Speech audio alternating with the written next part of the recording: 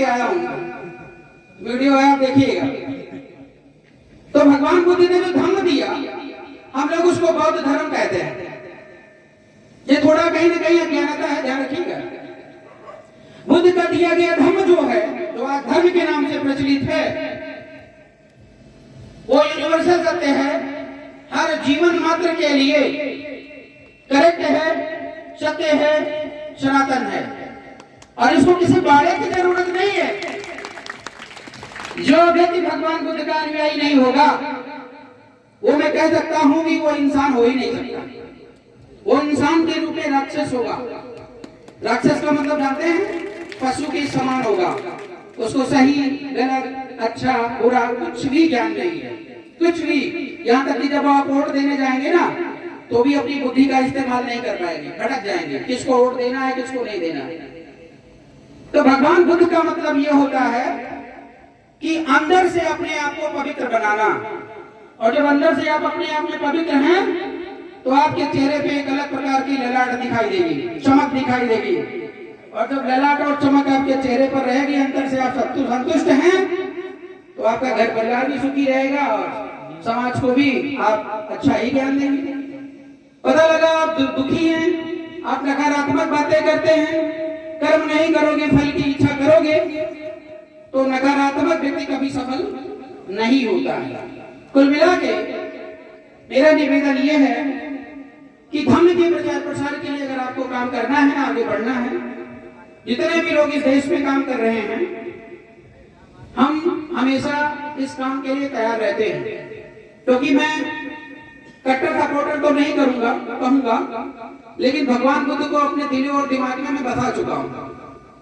और इसलिए बसा चुका हूं क्योंकि मैं पढ़ा लिखा व्यक्ति हूं और पूरा रिसर्च कर लिया कि सही क्या है गलत क्या है, उसके बाद मैंने अपनाया है। और जब भगवान बुद्ध को अपने दिमाग में रखता हूं, तो हर प्रश्न का उत्तर फटाफट जुबान से निकलती चली जाती है। कभी आप पूछ के देखिएगा, चाहे फोन पे ही, तो आपके प्रश्न का उत्तर मैं दूंगा।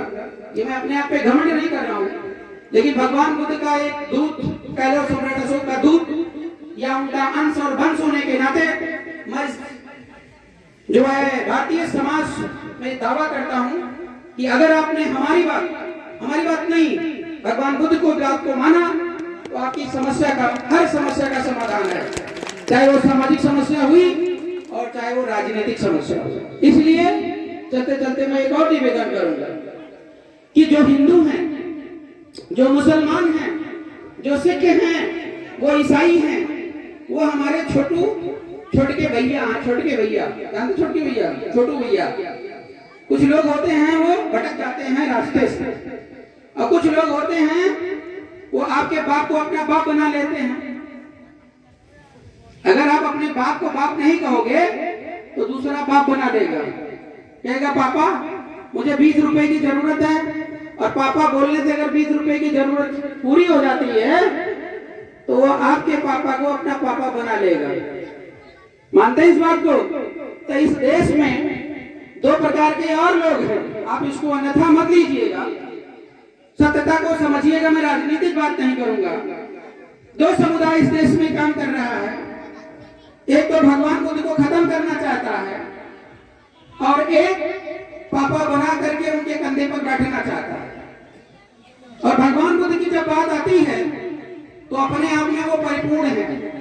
आप भगवान बुद्ध से बड़े ज्ञानी मत बनिए, आप उनके बताए हुए मार्ग पर चलिए। उन्होंने आज के 2.5 से 3 हजार साल पहले वो रिसर्च करके दिखा दिया, बता दिया इस संसार को, जिसके सामने इस दुनिया के सारे साइंटिस्ट नतमस्तक हैं। लेकिन आप, मुझे बड़ा दुर्भाग्य है, बहुत दुख होता है कि हमारे देश का जो प्रधानमंत्री है, वो भगवान बुद्ध के मार्ग से भटक गया। जब बाहर जाता विदेशों में, कहता मैं बुद्ध की धरती से आता हूं, तो 1 गिलास पानी मिलता है। यहां जब वो होता है, तो वो बुद्ध का नाम नहीं लेता है, तब उसको हवस लगी रहती है कि क्या पाऊं, क्या मैं बटोर लूं, और क्या लेकर मैं भाग जाऊं। छोटा सा उदाहरण अगर मैं लूं, तो आप बदायूं का लोकसभा चुनाव लड़के देखिए, और मोदी का असली रूप समझ में आ जाएगा। वो आपको नेता, विधायक, सांसद कभी नहीं बनने देंगे। तो इसका मतलब क्या है? भगवान बुद्ध को सत्ता से मतलब नहीं था, वो घर बार छोड़ करके बाहर निकल गए। और सत्ता से मतलब उसे होना चाहिए तो जनता के लिए कुछ करके दिखाए, लेकिन जनता के लिए कुछ करने के बजाय इस पूरे देश को व्यापारियों के हाथ में बेचने का काम आपके यशस्वी प्रधानमंत्री नरेंद्र मोदी जी कर रहे हैं। आप जहां पड़े हैं वहीं पड़े रहिए।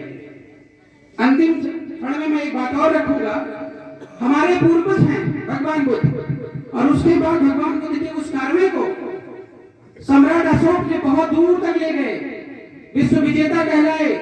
और सम्राट अशोक ने अंतिम क्षण में कहा, मेरे पुत्रों, पुत्रों का मतलब एक को नहीं बोला, जो उनको मानते थे, जो उनकी बात को मानते थे, बिरादरी की बात उन्होंने नहीं करी। सम्राट अशोक सभी के थे, सभी के प्रियदर्शी थे, सभी के भगवान थे।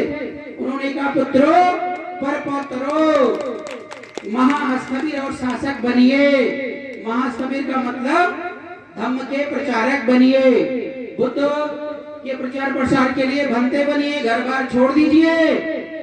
और अगर वो नहीं कर सकते हो तो दिल्ली पे कब्जा कीजिए। दोनों मिल करके ही इस देश का उद्धार कर सकते हैं। तो अगर आपके घर में 5 बेटे हैं तो एक बेटे के लिए विचार करिए कि भगवान बुद्ध के उस मिशन को कैसे सफल करेंगे। और मेरी तरह अगर आपने एक बेटा घर से निकाल दिया तो हमारी टीम में 1-2 लोग और जुड़ जाएंगे। बहुत बहुत धन्यवाद, और फिर मुलाकात होगी जल्दी ही। लोकसभा चुनाव बदायूं से मैं प्रत्याशी के रूप में भारतीय राष्ट्रीय पार्टी जो आपकी पार्टी से मैं आ रहा हूं। आप सभी का साथ सहयोग प्रार्थनीय है, और निश्चित तौर पर मैं भगवान बुद्ध का फॉलोअर हूं, तो जो कहता हूं वो करता हूं। बहुत बहुत धन्यवाद। हेलो।